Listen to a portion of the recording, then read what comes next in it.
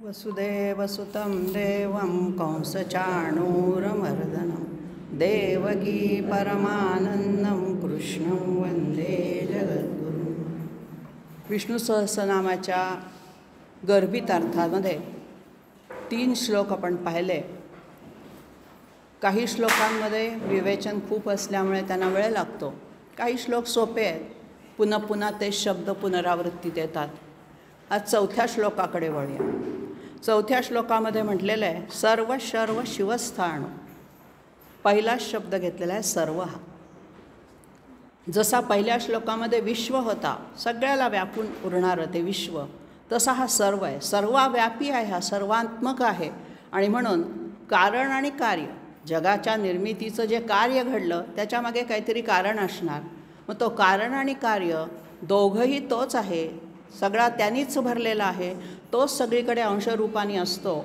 सर्वम समाप्नोषी तनोषी सर्व, असं त्याचं वर्णन केलेलं आहे उपनिषदांनी. तेव्हा ज्ञाता, ज्ञेय आणि ज्ञान, जे जाणून घ्यायचं आहे, जे जाणलं जातं आहे, जाणणारा, सगळं तोच आहे. आणि म्हणून त्याच्याशिवाय वेगळं काही नाही, या अर्थाने सर्व शब्द आलेला आहे, जो सर्व काही आहे. दुसरा शब्द घेतला आहे शर्वा. याच्यामध्ये वैराग्य ज्ञानप्राप्तीसाठी या शिवरूपाला आवाहन केलेलं आहे. सर्व शर्व पुढचा शिव आहे शब्द, तर या शिवशब्दाशी हा सर्व शब्द जोडला गेलेला आहे. सर्व शब्दाचा वरवरचा असा साधा अर्थ पाहिला तर संहार करता. पण कशाचा संहार करतोय तो? तर आपले जे पाश आहेत, भवपाश आपण ज्याला म्हणतो, ते आपले भवपाश दूर करणारा, आपल्याला सगळ्या ह्या पाशातून मुक्त करून स्वस्वरूपाकडे जाण्यासाठी मदत करणारा, असा त्या सर्वचा व्यापक अर्थ आहे. आणि म्हणून वैराग्य ज्ञानप्राप्तीसाठी निजशिवरूप लाभावं म्हणून मदत करणारा, अशा अर्थाने विष्णूलाही सर्व म्हटलं आहे आणि शंकरालाही. आपण रुद्रामध्ये म्हणतो नमः शर्वाय च नमः.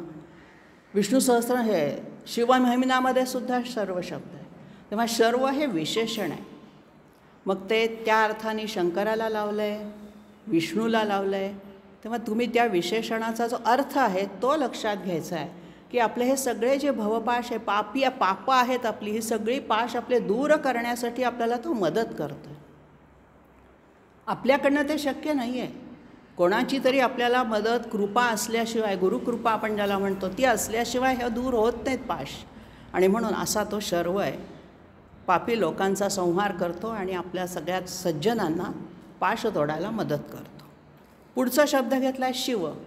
शिवशब्दामध्ये मुख्य शब्द आहे शम. शम म्हणजे कल्याण. शम करोति इति शिवा, जो कल्याण करतो आपलं. कल्याण याचा अर्थ काय? मंगल, आपलं भलं व्हावं. सोप्या भाषेत भलं, आपलं भलं व्हावं. चांगला शब्द मी वापरणार नाही, कारण चांगलं हे वैयक्तिकदृष्ट्या वेगळं वेगळं असू शकतं. मला जे चांगलं वाटेल ते तुम्हाला वाटणार नाही. तेव्हा चांगलं म्हणण्यापेक्षा भलं, ज्याच्यामध्ये भलं आहे, ज्याच्यात आपलं कल्याण होणार आहे, ज्याच्याने आपलं मंगल होणार आहे, असा हा कल्याणकारक असा हा आहे शिव. त्याचं वर्णन केलेलं आहे. निस्त्रैगुण्यतया शुद्धत्वात शिव, अशी त्याची व्याख्या केली आहे. निस्त्रैगुण्यत्वात 3 गुण जे आहेत सत्व रज तम, त्याच्याही पलीकडे जाऊन त्याला निस्त्रैगुण्य म्हणतात अवस्था, गुणातीत अवस्था. आणि त्यामध्ये जाऊन जो आपलं शुद्ध तत्व आपल्यामध्ये निर्माण करतो, शुद्ध तत्व झाकलं गेलं आहे ते उघडं करतो, हा तो शिव. स्थाणू. शब्दशः स्थाणू शब्दाचा संस्कृतमधला मराठीत अर्थ होतो खांब. खांब काय करतो? स्थिर असतो आणि आधार देतो. तर स्थिर किंवा खांब या अर्थाने त्या ठिकाणी गती नसणारा किंवा परिपूर्ण अवस्थेत असणारा, अशा अर्थाने इथे स्थाणू शब्द वापरलेला आहे. म्हणजे हा आधार आहे, जगताचा जो आधार आहे तो स्थिर आहे, स्थाणू आहे. भूतादिही, पुढचा शब्द घेतला आहे, संधी केला आहे, स्थाणुर्भूतादिही. भूत म्हणजे सगळे प्राणीमात्र, हे काल आपण पाहिलं. त्यांचं आदी म्हणजे जिथं भूतमात्रांची निर्मिती झाली, त्या निर्मितीचं जे आदी बीज, आदी कारण, तो हा भूतादी आहे. म्हणजे काय? एखादा तर वटवृक्षाचं आपण झाड बघितलं त्या झाडाचं बीज हे त्याचं आदी असतं. शेवट्याच्या बीमध्ये अख्खं संपूर्ण झाड सामावलेलं असतं. आपल्याला त्याचा विस्तार दिसत नाही, पण त्या बीजामध्ये ते सगळं असतं. ते बीज जेव्हा मातीमध्ये गाडून घेतलं जातं, स्वतःला गाडून घेतं, तेव्हा त्याच्यातून वृक्षाचा पसारा होतो. तर असं हे संपूर्ण प्राणीमात्रांचं आदी बीज आहे. या अर्थाने त्याला भूतादी म्हटलेलं आहे. तुकाराम महाराज म्हणतात, तुका म्हणे बीजे बीज दाखविले, पत्रपुष्प आले गेले वाया. फार सुरेख अभंग आहे हा. बीजे बीज दाखविले म्हणजे बीजाने आम्हाला त्या वृक्षाला पुन्हा फळं येऊन पुन्हा त्याच्यात जे बी निर्माण होणार आहे ते दाखवले. तुका म्हणे बीजे बीज दाखविले, पत्रपुष्प आले गेले वाया. फळं फुलं पानं जी आली ती वाया गेली. कशासाठी आली ती? बी तयार करण्यासाठी आली. फळ लागतं पण त्या फळामध्ये बी तयार व्हावं म्हणून आधी पानं फुटलेली. म्हणून अशी सुरेख वर्णनं या संतांनी सोप्या सोप्या दृष्टांतातून आपल्याला केलेली आहेत. त्याला म्हटलेलं आहे भूतादी. निधिरव्यया. अव्यय शब्द काल आपण पाहिला. निधी म्हणजे साठा. आता हा कसा साठा आहे? तर कधीही न संपणारा साठा आहे. कशाचा साठा आहे? सद्गुणांचा साठा आहे. सगळे सद्गुण या परमात्म्याच्या ठायी आहेत आणि म्हणून असा हा कधीही न संपणारा मांगल्याचा सद्गुणांचा तो निधी आहे, साठा आहे. निधी आणि अव्यय हा शब्द एकत्र घ्यायचा. निधिरव्यय. अव्ययाचा निधी आहे. खजिना किंवा साठा कशाचा आहे? तर जे कधी संपणार नाही, ज्यात कधी बदल होणार नाही, अशा सद्गुणांचा तो साठा आहे. संभव. संभवो भावनो भरता. संभव संधी झाला आहे. संभव. संभव म्हणजे शब्दाचा अर्थ आहे उगम शब्दशः. मग आता हा जो संभव होतो, सम अधिक भूधातू आहे त्याच्यात. भूधातूचा संस्कृतमधला अर्थ आहे निर्माण होणे, उत्पत्ती होणे. तर हा जो संभव होतो हा कसा आहे? सदा सर्वत्र होत राहतो. व्यक्त रूपामध्ये ज्या वेळेला अव्यक्त येतं, अव्यक्त परमात्मा ज्या वेळेला व्यक्त रूपात येतो त्यावेळेला त्याचा संभव झाला. गीतेमध्ये म्हटलं आहे, परित्राणाय साधूनां विनाशाय च दुष्कृतां संभवामी युगे युगे. हा संभव शब्द येतो. मी संभव म्हणजे जन्म घेईन, व्यक्त रूपात येईन, तेव्हा असा हा संभव. पुढचा शब्द घेतला आहे भावन. भावन म्हणजे उत्पन्न करणारा. परत काय उत्पन्न करतो हा इथे? सर्वेषां भोक्तॄणां फलानि भावयंती सहा भावना. म्हणजे काय? सगळ्या भोक्तृ लोकांचं म्हणजे उपभोग घेणाऱ्यांची, आपण जी काही उपभोग घेतो आहोत त्या कर्मफलांचा निर्माता तो आहे. भोक्तॄणां कर्मफलानि यः निर्माणं करोति सः भावयंती. तेव्हा भावन शब्दामध्ये इच्छा, वासना, प्राणीमात्रांच्या ठिकाणी होत असलेल्या ज्या काही भावना आहेत त्यांचा निर्माण करता कोण आहे? आपल्या मनामध्ये ज्या भावना निर्माण होतात त्यांचा हा उद्गाता आहे, त्यांचा हा निर्माता आहे. भरता परत त्या अर्थाने आला आहे भरणपोषण करणारा. जशी आई आपलं जन्मानंतर भरणपोषण पालन करते तशा अर्थाने तो भरता आहे. भूतलावरती मातृरूपाने तो स्थित आहे. पुढे म्हटलं आहे प्रभव. आता संभव आणि प्रभव बघायला गेलं तर दोन्हीचे अर्थ सारखेच आहेत. प्रभव म्हणजे सुद्धा उत्पत्ती, संभव म्हणजे सुद्धा निर्मिती किंवा उत्पत्तीच, निर्माण, जन्माला येणं. मग ह्या प्रभवामध्ये काय आहे? तर सृष्टीच्या उत्पत्तीची जी कारणं आहेत त्याचा जन्म आहे. म्हणजे आधी प्रभव होतो आणि मग संभव होतो. सोप्या भाषेत जर सांगायचं झालं तर उत्पत्तीसाठी आवश्यक असणारी जी काही परिस्थिती आहे, उपनिषदामध्ये म्हटलं आहे एकोहम बहुश्याम.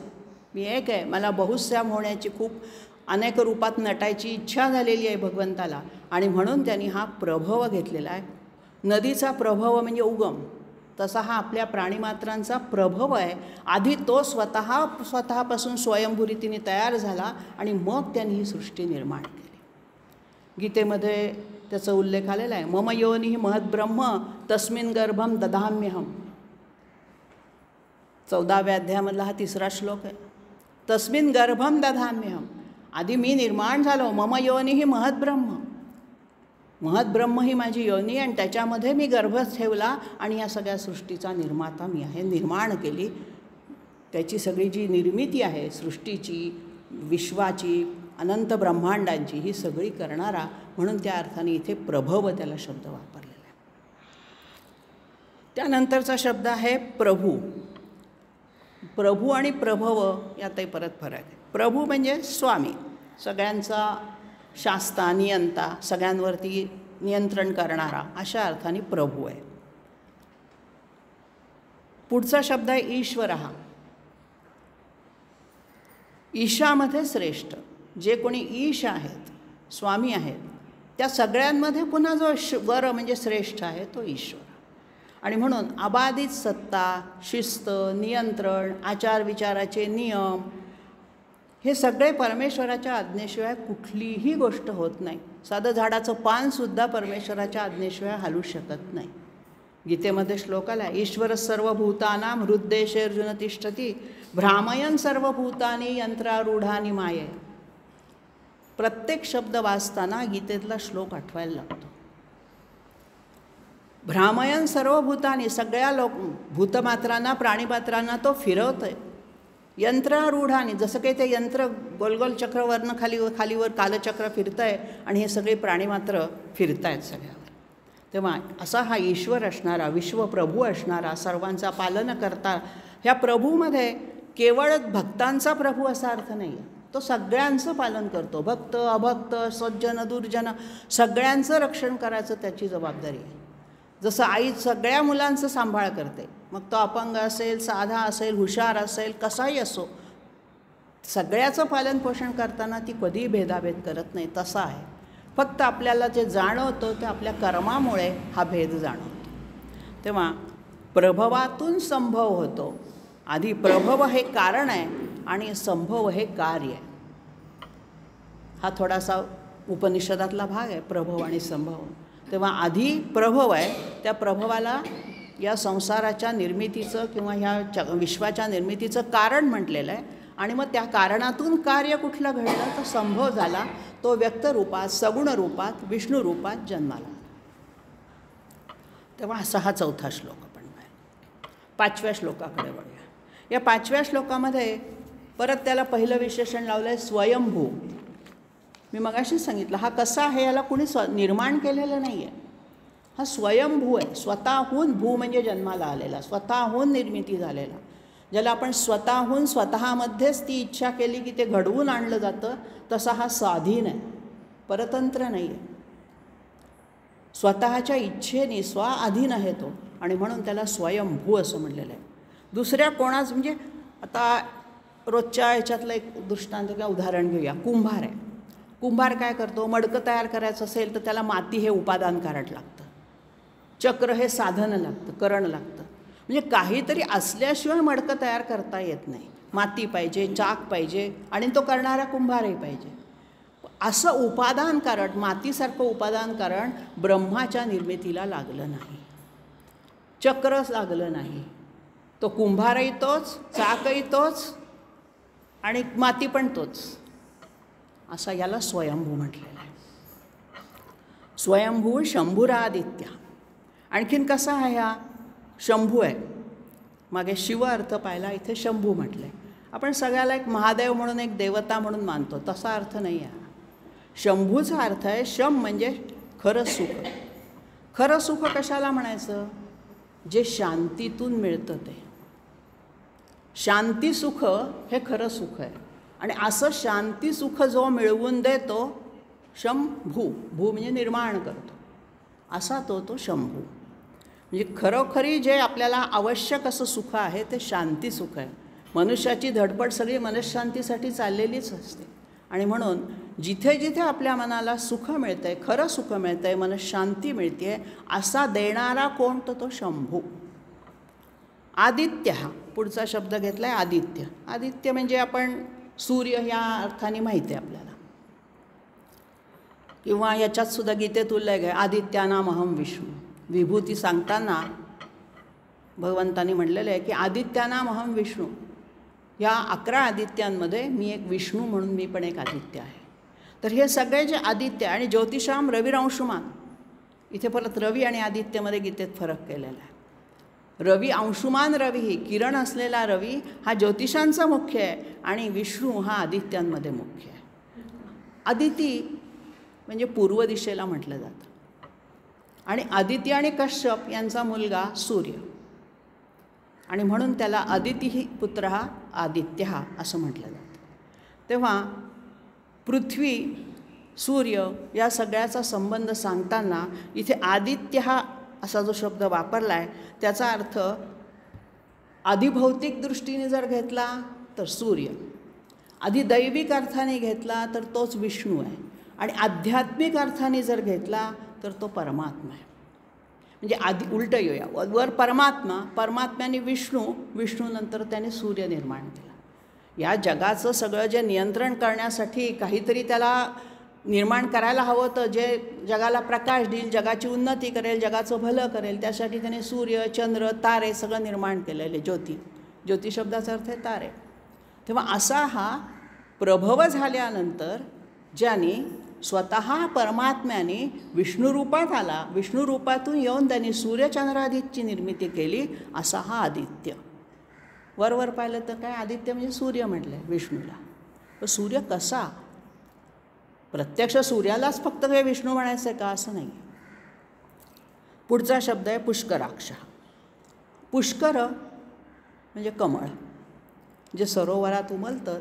कमळ या अर्थाने संस्कृतमध्ये खूप शब्द आहेत, त्यातला एक शब्द आहे पुष्कर. तर ह्या पुष्कराचं अक्ष, अक्ष म्हणजे डोळा, कमळासारखे ज्याचे डोळे आहेत. कमळाची उपमा या ठिकाणी खूप ठिकाणी आलेली आहे, पद्मयोनी, पद्मगर्भ, सगळ्या ठिकाणी. पद्म म्हणजे पण कमळ. कमळाचे प्रकार आहेत, सूर्यविकासी, चंद्रविकासी. कुमुद असतं ते रात्री विकसतं, सरोज असतं ते सूर्यविकासी कमळ असतं.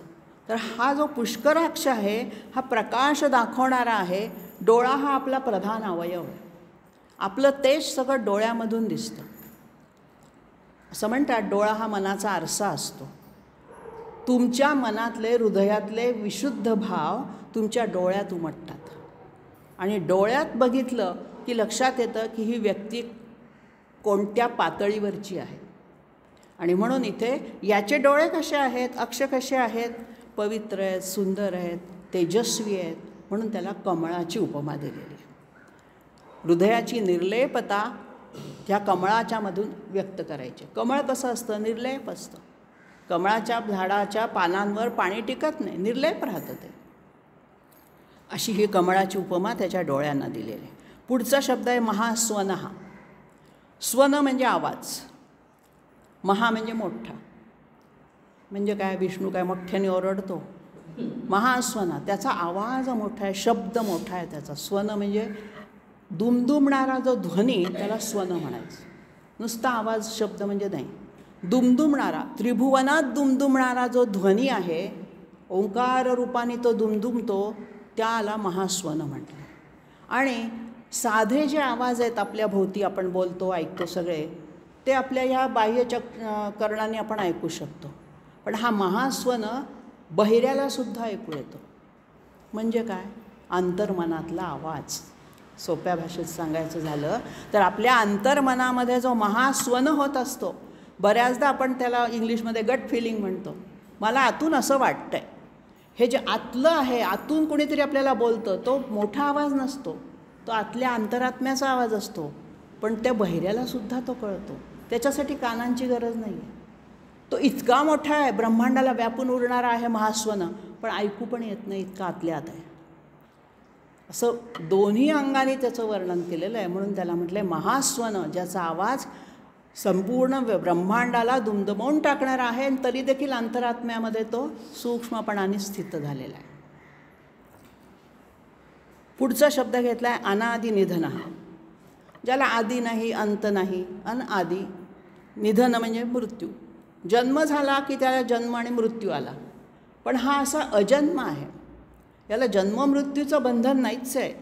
कुठल्याही प्रकारचा परमात्म्याचा जन्म आणि नंतरचा अंत असं दाखवताच येत नाही. परमात्मा काल होता, आज आहे, उद्या असणार आहे. अविनाशी आहे, अव्यय आहे, अक्षर आहे. ही जी त्याची वर्णनं आहेत सगळी ती तशाच अर्थाने घेतलं आहे. अनादि निधना, जन्मही नाही आणि विनाशही नाही. जन्माला आलं की त्याला विनाश आहे, पण हा जन्मतच नसल्यामुळे मग संभव कसा, प्रभव कसा?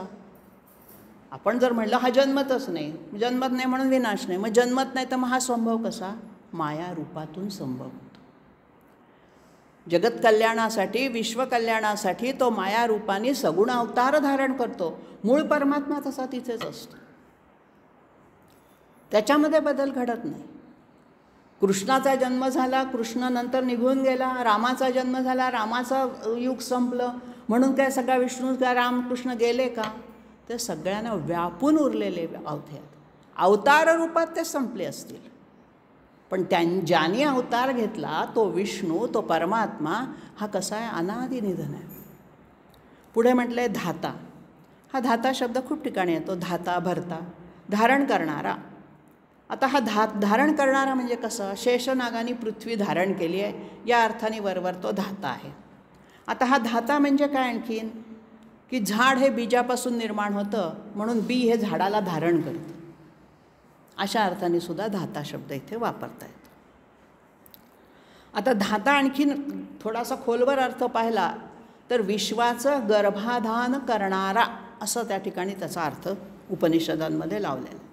आता विश्वाचं किंवा संबंध ह्या बीजापासून जी उत्पत्ती होते त्याचं धारण पोषण किंवा मध्ये धरून ठेवणं, त्याला ही जी शक्ती आहे, बीजामध्ये कशाची शक्ती आहे? वृक्ष धारण करून ठेवण्याची शक्ती आहे. ती दिसत नाही, पण अनुकूल परिस्थितीमध्ये ती शक्ती संभवते. तर अशा पद्धतीने इथे त्याला धाता, धारण करणारा, विश्वाचं धारण करणारा तो परमपिता आपण त्याला म्हणूया. परमपिता या अर्थाने धाता म्हणतात. आणि पुढे म्हणले विधाता. मग धाता आणि विधातामध्ये काय फरक आहे?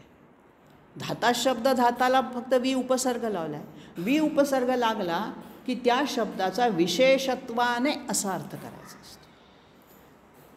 तर हा जो विधाता आहे हा काय करतो? नुसती निर्मिती किंवा रचना करून, धारण करून थांबत नाही, तर त्याचं विशेषत्वाने विनयाधान करतो.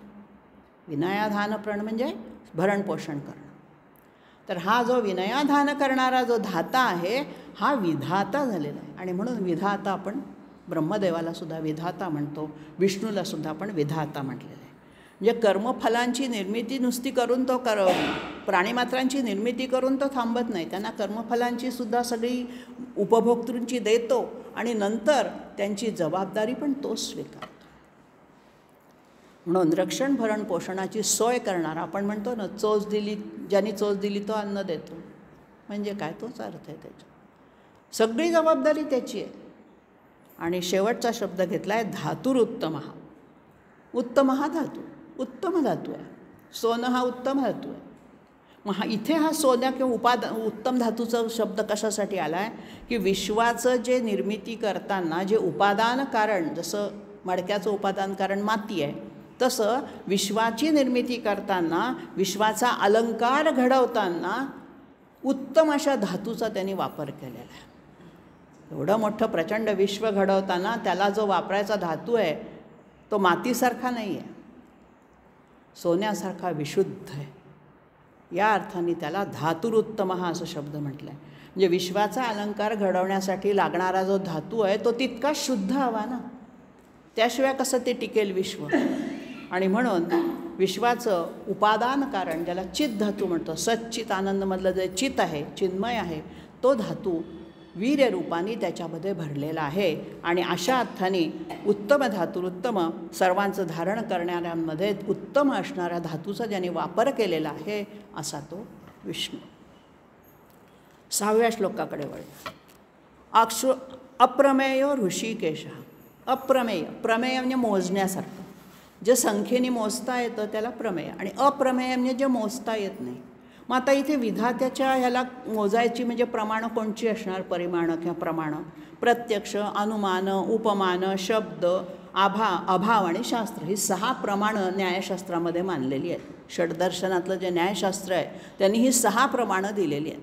ह्या कुठल्याच प्रमाणाने त्याला मोजता येत नाही, म्हणजे त्याची लांबी, रुंदी, खोली, उंची काहीही कळत नाही, असा हा अप्रमेय आहे. म्हटलं तर सूक्ष्माती सूक्ष्म आहे, अणुरेणू या थोकडा, म्हटलं तर आकाश एवढा आहे. तेव्हा अशा या अप्रमेय अवस्थेमध्ये म्हणजे लौकिक प्रमाणाने ज्याला मोजता येत नाही असा हा विष्णू आहे. ऋषिकेश हा ऋषिक शब्दाचा अर्थ आहे इंद्रिय. ऋषिक म्हणजे इंद्रियांचा ईश म्हणजे स्वामी.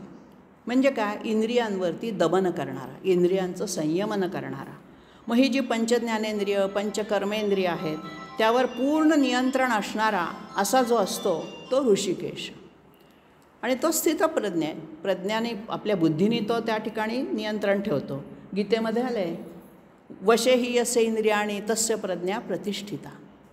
ज्याची इंद्रिय वश आहेत तोच त्याचीच प्रज्ञा प्रतिष्ठित होते, स्थिर राहू शकते. बुद्धी स्थिर राहिली पाहिजे, मन स्थिर राहिलं पाहिजे, याच्यासाठी इंद्रियांवरती आधी वश केली पाहिजे, इंद्रिय आपल्या ताब्यात ठेवली पाहिजेत. अशा अर्थाने इथे ऋषिकेश शब्द विष्णूला वापरलेला आहे की जो इंद्रियांवरती ताबा मिळवणार आहे. पद्मनाभ हा परत पद्म म्हणजे कमळाचं उपमा आलेली आहे, ज्याची नाभी कमलासारखी कोमल आणि सुंदर आहे. कमळाचं काय असतं? कमळाचा जो कंद असतो तो पाण्यात खाली खोल असतो, त्याच्यातून एक नाळ वर येते आणि वरती कमलपुष्प फुलतं. खालचा नाळ आपल्याला कंद दिसत नाही, आपल्याला फक्त कमलपुष्प दिसतं. तसं पाण्याच्या तळाशी राहून जेव्हा ते कमळनाळ वर येतं तसं अव्यक्ताच्या तळाशी असणारा हा जो काही विष्णू आहे त्या विष्णूच्या आधारभूतातून व्यक्त होणारं जे ह्या विश्वाचं पद्म ते फक्त आपल्याला दिसतं. विश्वरूपी कमळ आपल्याला दिसतं, पण त्याची नाळ किंवा त्याचा खोल जो गड्डा आहे कमळाचा तो पाण्यात खोल आहे, तो अव्यक्त आहे, तो दिसत नाही. अशा अर्थाने नाभी म्हणजे छोटासा आपला जो केंद्रबिंदू असतो उत्पत्तीचा, ती नाभी केंद्र म्हणतात. आणि अशा या नाभीतून विष्णूच्या ब्रह्मदेवाची त्यांनी निर्मिती केलेली आहे, म्हणून त्याला म्हटलं आहे पद्मनाभी. अमरप्रभू, अमर म्हणजे देव, देवता. या देवदेवतांचाही तो स्वामी आहे. आपण ज्या सगळ्या 33 उच्च कोटीच्या ज्या देवता मानतो त्या सगळ्यांवरती याचं नियंत्रण आहे. अशा अर्थाने तो देवतांचा स्वामी आहे. आणि म्हणून पुढे शब्द वापरलेला आहे विश्वकर्मा. देवता सगळ्या अमर आहेत, त्यांनी अमृतप्राशन केलेलं आहे, त्यामुळे त्यांना अमरत्वाचं वरदान आहे. पण त्यांनी वाईट वापर करू नये आपल्या शक्तीचा याचं नियंत्रण करणारा तो विष्णू आहे. काही अडचण आली की देव विष्णूकडे जातात, तसा आहे. नंतर पुढे म्हटले विश्वकर्मा. विश्वम कर्म यस्य सहा. विश्व हे ज्याचं कर्म आहे, कृती आहे, म्हणजे ज्यांनी ही विश्वाची निर्मिती केलेली आहे असा तो विश्वकर्मा. विश्वकर्मा या शब्दाचा अर्थ ज्याला आपण सुतार म्हणू, नाही त्वष्टा म्हणजे सुतारी, सॉरी. विश्वकर्मा म्हणजे देवांचा इंजिनियर असा त्याचा थोडासा काही ठिकाणी उल्लेख आहे. विश्वकर्मा जयंती साजरी करतात. तर देवांचा इंजिनियर म्हणजे ही जी सगळी आश्चर्यकारक सृष्टी बनवली आहे ना, एकासारखं एक कोणी नाही, दुसरं वेगळा एक वेगळा प्राणी मात्र असोत, मनुष्य प्राणी असो, तर असा जो आहे ज्याचं विश्वनिर्मितीचं आश्चर्यकारक काम करतो तो विश्वकर्मा. मनुहू, मनधातू आहे. मनधातूचा अर्थ आहे मनन करणे. एका अर्थाने मनु हा आपण जो 14वा मनु मानतो, मनुस्मृती लिहिणारा मनु, त्या अवतारामध्ये असाही त्याचा अर्थ काढता येतो की मनुचा अवतार ज्यांनी घेतला आणि आचाराचे नियम ज्यांनी लिहून ठेवले मनुस्मृतीच्याद्वारे, आणि मनन करणारा. आता हा जो विश्वाची निर्मिती करणारा आहे हा कशाचं मनन करतो आहे? तर विश्वाचं जीवन कृतार्थ कसं होईल. मी निर्माण तर केलं आहे, पण माझ्या मुलाचं भविष्य उज्ज्वल कसं होईल याची काळजी वाहणार आहे, त्याचं मनन करतो आहे तो. मग ज्या वेळेला विष्णू स्वतः मनन करतो, आपण तर चिंतन मनन करायलाच पाहिजे. आपण जे कार्य करत असतो, जी कामं करत असतो त्याचं मनन चिंतन झालं पाहिजे. म्हणून मननात मनहू असा या ठिकाणी गर्भित अर्थ घ्यायचा. पुढे म्हटलं आहे त्वष्टा. त्वष्टा म्हणजे सुताराचं काम करणारा, तासणारा, तासून सुलाखून काढलेलं, अशा अर्थाने त्वष्टा आहे. मग हा काय करतो? संहाराच्या वेळेला सगळ्या प्राणीमात्रांना तावून सुलाखून काढतो आणि हा विश्वपटल जो आहे हा गुंडाळून ठेवून देतो. पटल म्हणजे पडदा. हा विश्वाचा पडदा जो आहे त्याची लहर संपलेली आहे, त्याचं काम संपलेलं की तो विश्वपटल गुंडाळून ठेवून देतो. पुन्हा जेव्हा हे होईल तेव्हा ते पुन्हा उलगडतो.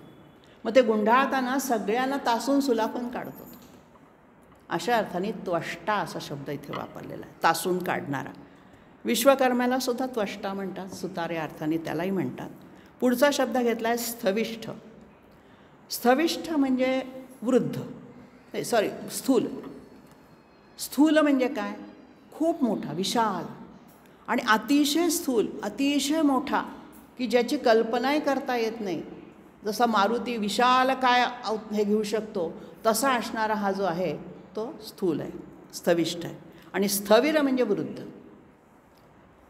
एका बाजूने त्याला विशाल काय पण म्हटलं आहे आणि एका बाजूने त्याला वृद्ध पण म्हटलं आहे. स्थविरो ध्रुव हा म्हटलं आहे पुढचं. हा स्थविष्ठ जो आहे, अतिशय स्थूल आकाराचा जो आहे, हा निर्गुण निराकार ज्या वेळेला होतो त्यावेळेला विश्वाची निर्मिती करताना त्याला जन्म नाही, मृत्यू नाही, त्यामुळे त्याचा काल वय सांगताच येत नाही. या अर्थाने तो म्हातारा आहे, अजरामर आहे तो. त्याला म्हातारपण आणि मृत्यू मरता येतच नाही, मरण. आणि म्हणून ज्या वेळेला निरपेक्ष स्थिरतत्व जे असतं त्या अर्थाने ध्रुव शब्द वापरला. स्थविष्ठ आहे पण ध्रुव आहे, एका ठिकाणी स्थिर आहे, अचल आहे, चंचल नाही. अशा अर्थाने अत्यंत वृद्ध, पुरातन, सनातन, त्याला आपण सगळे शब्द वापरतो असे, की ज्याची जन्म कधी झाला हेही माहिती नाही आहे, इतका तो पुरातन आहे, सनातन आहे. आणि म्हणून असा हा निरपेक्ष स्थिर तत्व जे पृथ्वीचा आधारभूत तत्व आहे त्या तत्वाचा हा जो अचल ध्रुव आहे तो विष्णू आहे. पुढे 7व्या श्लोकाकडे. अग्राह्य शाश्वत कृष्ण. अग्राह्य आहे तो, ग्रहण करता येत नाही. ज्ञानेंद्रियांना किंवा पंचज्ञानेंद्रिय पंचकर्मेंद्रियांना त्याची शक्ती कळतच नाही. इंद्रियांना जी गोचर होत नाही, अगोचर त्याचा शब्द वापरला जातो. तैत्तिरीय उपनिषदामध्ये असं वाक्य आहे, यतो वाचा निवर्तन्ते अप्राप्य मनसासह. जिथे वाचा म्हणजे वाणी आणि मन अप्राप्य, ज्याच्यापर्यंत पोचतं पण ते त्याला मिळत नाही, म्हणून तिथून ती निवर्तते, परत येते. यतो वाचा निवर्तते. सगळे आपले जे काही प्रकार आहेत जाणून घेण्याचे ते सगळे थकतात, पण याचं खरं स्वरूप कळत नाही. आणि म्हणून त्याला अग्राह्य, कर्मेंद्रियांना ज्ञानेंद्रियांना सुद्धा ज्याला ग्रहण करता येत नाही, खऱ्या अर्थाने समजत नाही. समजत नाही असं नाही. विष्णूचं स्वरूप अनेक पद्धतीने आपण समजावून घेण्यासाठीच हे विष्णू सहस्रनामाचा अभ्यासतो. पण खऱ्या अर्थाने याचा अर्थ अनुभूती आल्यानंतर जे समजणं आहे, आपण हे शब्दप्रमाणाने समजून घेतो, शाब्दिक समजते आपल्याला. अनुभूती जेव्हा येते, आपली उपासना ज्या वेळेला उच्च पट्टीची होते आणि आपल्याला अनुभूती यायला लागतात, ते जे समजणं आहे ते अतिशय अवघड आहे, म्हणून त्याला अग्राह्य असा शब्द वापरला. शाश्वत कृष्ण. शाश्वत सोपा आहे, सगळ्या काळांमध्ये आहे तो शाश्वत, चिरंतन. काल होता, आज आहे, उद्या आहे. कृष्ण शब्द इथे वापरला आहे. कृष्ण शब्दाचा शब्दशः अर्थ आहे काळा, सावळा, पण या अर्थाने इथे वापरलेला नाही आहे.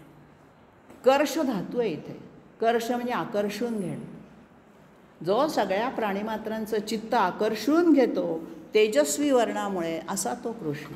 आणखीन एक धातूचा अर्थ नेतो की कृष हा सत्तावाचक आणि न हा आनंदवाचक, अशी उपनिषदात त्याची फोड केलेली आहे. तेव्हा विष्णूमध्ये सत्ता आणि आनंद दोन्हीचा अर्थ आहे. तो वर्णाने सावळा आहे असाही त्याचा अर्थ आहे, आणि तो आकर्षून घेतो. किंवा आणखीन एक अर्थ शंकराचार्यांनी काढला आहे, कृष म्हणजे नांगरणे, मशागत करणे. जो भूमी नांगरतो म्हणजे काय करतो, आपली मशागत करतो आपल्या सगळे. आणि म्हणून अशा अर्थाने कृष्ण शब्द हा खूप अर्थाने वापरलेला आहे. ज्याला जसा भावला तसा त्यांनी त्याच्यातून अर्थ काढला. अग्राह्य शाश्वत कृष्ण. लोहिताक्ष. लोहित म्हणजे तांबूस रंग, रक्तवर्ण ज्याला म्हणतो. अक्ष म्हणजे डोळे. आता याचे डोळे तांबूस रंगाचे आहेत, रक्तवर्णीय आहेत असा. मगाशी कमलाक्ष म्हटलं, आता रोहिताक्ष म्हटलेलं आहे इथे.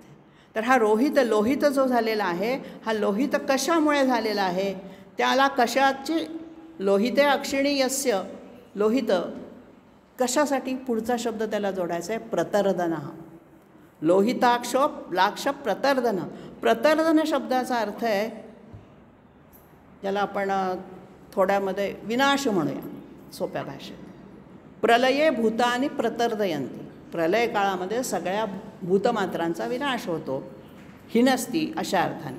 तर हा जो काय करतो लोहिताक्ष प्रतर्दन, की मी मगाशी म्हटल्याप्रमाणे हा विश्वपटल सगळा गुंडाळून टाकतो, त्याचा विनाश करतो. सगळं विश्वाचा संवाद. प्रलय होतो म्हणजे काय, विश्व बुडून जातं. एक तर पाण्यात बुडतं, अग्नीने खाक होतं, पुन्हा तो त्याची निर्मिती करतो. अशा अर्थाने इथे लोहिताक्ष प्रतर्दन, प्रलयकाळी सगळ्या प्राणीमात्रांना स्वतःमध्ये सामावून घेणारा, या अर्थाने विनाश करणारा. विनाश म्हणजे हिंसा करणारा नाही आहे, गोळ्या झाडून हिंसा करणं वेगळं. या ठिकाणी जो प्रतर्दन शब्द वापरलेला आहे त्याचा अर्थ प्रलयकाली सगळ्या प्राणीमात्रांना स्वतःमध्ये, मत्स्यावताराचं वर्णन त्याच्यात केलेलंच आहे सगळं. तर सगळ्यांना सामावून त्यांचं रक्षण केलेलं आहे आणि पुन्हा विश्वपटल उलगडून करताना त्यांची पुन्हा पुनर्निर्मिती केलेली आहे. प्रभूत स्त्रीकुब्धाम. प्रभूत म्हणजे खूप, पुष्कळ. मग काय पुष्कळ आहे त्याच्यात, सद्गुण. स्त्रीकुब्धाम हा एक वेगळा शब्द आलेला आहे. आता हा जो प्रभूत शब्द आहे, ह्या प्रभूतमध्ये पवित्रता पण येते. नुसतंच पुष्कळ असं नाही, ज्ञान, ऐश्वर, पवित्रता ही सगळी पुष्कळ आहे त्याच्याकडे, असे गुण आहेत. आता त्रिकुब्धाम याच्यामध्ये जे शब्द आलेले आहेत त्याच्यामध्ये त्रि म्हणजे 3, ककुभ म्हणजे दिशा, त्रि ककुभ, आणि पुढचं आहे धाम. धाम म्हणजे ठिकाण. 3 दिशांचं ठिकाण म्हणजे हा वास्तव्य करतो. आता दिशा तर आपण 8 किंवा 10 मानतो. हा त्रिकुब्धाम कसा आहे, ककुभ म्हणजे दिशा ज्या आहेत त्या त्यांनी वर, खाली आणि मध्ये, या 3मध्ये सगळं घेतलेलं आहे. आणि म्हणून अशा ह्या 3 दिशांमध्ये जो राहतो, 3ही दिशांना व्यापूनसुद्धा उरतो, तो प्रभुधाम. तेव्हा कुब्धाम, ककुब्धाम आहे ते स्त्रीकुब्धाम. पवित्रम मंगलम परम. परत सोपं आहे. पवित्र म्हणजे स्वतः पवित्र आहे, दुसऱ्यांनाही पवित्र करतो. पूत म्हणजे पवित्र करतो. पुतात्मामध्ये आपण तो शब्द पाहिला होता. तेव्हा येन पुनाती ओवा पुनाती, जो स्वतःही पवित्र आहे आणि सगळ्यांना पुनाती म्हणजे पवित्र करतो, विशुद्ध करतो. आता म्हणजे काय, पवित्र करतो म्हणजे काय, तीर्थ शिंपडलं जल म्हणजे पवित्र झालो का. पवित्र याचा अर्थ दोष टाकून दिल्यानंतरची अवस्था. आपल्यामध्ये जे दोष आहेत त्याचा जेव्हा आपण त्याग करू आणि सद्गुणांचं ग्रहण करू, ती जी अवस्था त्याला म्हणायचं पवित्र. आणि त्याच्यासाठी आवश्यक असणारं जे पावित्र्य आहे ते हे विष्णूकडनं आपल्याला मिळतं, म्हणून पवित्र म्हटलेलं आहे. मंगलम परम. परम मंगल आहे, श्रेष्ठ आहे, मंगल आहे, मांगल्याचा धाता येतो, कल्याण करणार आहे आपलं सगळं. आता हे म्हणजे काय, श्रेष्ठ किंवा मंगल स्वरूप म्हणजे काय, किंवा आपलं मंगल व्हावं, कल्याण व्हावं म्हणजे काय, अशुभाचा नाश व्हावा आणि शुभ गोष्टींची प्राप्ती व्हावी. मंगल झालं, त्याचं कल्याण झालं म्हणजे काय. रामदासांच्या शिष्याचं त्यांनी कल्याण नाव ठेवलं. नंतर कल्याण झालं त्याचं, त्याला रामाचं दर्शन घडलं विहिरीमध्ये. कल्याण होणं म्हणजे काय, तर अशुभाचा नाश झाला पाहिजे. आणि अशुभ म्हणजे काय, दोष आपले पुन्हा. आणि शुभाची, कल्याणाचा जो विस्तार करतो, ज्याची ही शक्ती आहे, तो हा मंगलम परम. अशा पद्धतीने आपण हे 7 श्लोक पाहिले. 8व्या श्लोकामध्ये ईशान प्राणद प्राण. ईशान, ईशान सगळ्याचा अर्थ नियंता, शास्ता, सगळ्यांना नियमात ठेवणारा. प्राणद, प्राणदान करणारा. प्राणम ददाति सा प्राणद म्हणजे काय, चेतनाशक्ती. आपल्यामध्ये जो आत्मा आहे, प्राणशक्ती अशी ती आहे, ती निघून गेली की निचेष्ट होतो. मग ही जी चैतन्य शक्ती आहे, ही जी प्राणशक्ती आहे, या प्राणशक्तीमध्ये चेतना उत्पन्न करणारा, एनर्जी देणारा, सगळ्या अवयवांना शक्ती पुरवणारा, आत्मशक्ती पुरवणारा तो आहे प्राण. हा पुन्हा तो स्वतः प्राण आहेच विश्वाचा. ज्येष्ठ श्रेष्ठ.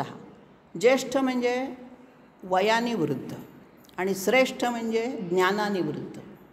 वयोवृद्ध ते ज्येष्ठ आणि ज्ञानवृद्ध ते श्रेष्ठ, असा तो दोन्ही आहे. वयाने वृद्ध आहे कारण प्रकृती पुरुषांचाही तो पिता आहे, आणि त्यानंतर श्रेष्ठ पण आहे कारण ज्ञानवृद्ध आहे, प्रशंसनीय, सगळ्या गुणांचा तो साठाच आहे, सगळ्यांनु श्रेष्ठ आहे तो.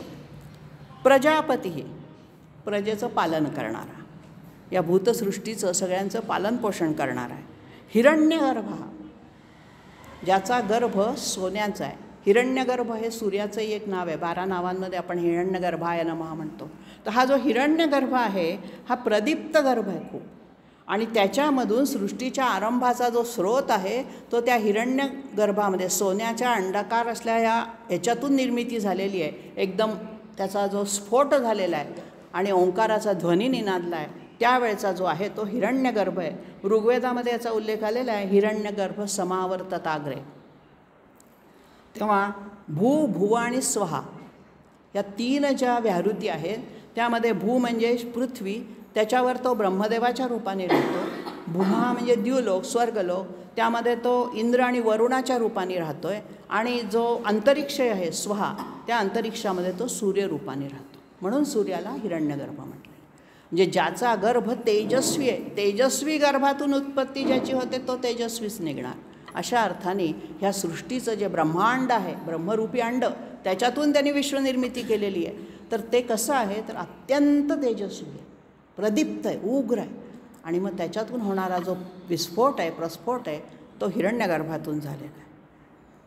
भूगर्भ हा आधी हिरण्यगर्भ म्हटलं की त्यांना आपण सगळ्या गर्भाचं निर्माण करणारा प्रदीप्त आहे. आणि नंतर काय भूगर्भ, परत परमात्म्याला सेफ विशेषण लावलेलं आहे. पृथ्वी ज्याच्या गर्भामध्ये आहे तो भूगर्भ. भूगर्भ म्हणजे भूमीचा गर्भ असा नाही. भू म्हणजे जमीन किंवा पृथ्वी, पृथ्वीला भू शब्द आहे. पृथ्वी ज्याच्या गर्भामध्ये म्हणजे पृथ्वीचा जन्म ज्याच्यापासून झाला तो परमात्मा परत. माधव हा, मा म्हणजे लक्ष्मी आणि धव म्हणजे पती. माधव लक्ष्मीचा पती. धव शब्द आपण वापरतो, विगता धवा, धवा विधवा होतो. धव हा शब्द पती या अर्थाने लावलेला. तेव्हा मा म्हणजे लक्ष्मी, लक्ष्मीचा जो पती तो माधव. आणि म्हणून या संपूर्ण श्लोकांमध्ये किंवा विष्णू सहस्रनामाच्या नावांमध्ये इतका व्यापक अर्थ भरलेला आहे की तो समजून घेता घेता आपलं एक आयुष्य अपुरं पडेल. थोडक्या वेळात सांगणं तर ते अतिशय अवघड आहे. पुढचा शब्द घेतला आहे मधुसूदन. हा श्रीकृष्ण अवतारातला त्याला मिळालेलं हे नामाभिधान आहे. मधु नावाच्या राक्षसाचा त्यांनी नाश केला, मारलं त्याला. आता हा जो मधु नावाचा दैत्य होता, ते आपल्याकडे अशा दंतकथा ज्या असतात, कानाच्या मळापासून त्याची निर्मिती झाली होती असं तिथे म्हटलेलं आहे ब्रह्मदेव. तर अशा ह्या मधु नावाच्या राक्षसाला कृष्णाचा अवतार घेऊन त्यांनी दैत्यांना ठार करण्याची जी कामं केली आहे, विनाशायाच्या दुष्कृताम म्हटलेलं आहे, तशी ही त्यांनी मधु नामक दैत्याला श्रीकृष्ण अवतारात जो निर्माण झाला होता मधु, त्याला मारलेला आहे. तेव्हा या 8 श्लोकांपर्यंत आज आपण अर्थ पाहिलेला आहे. प्रमाण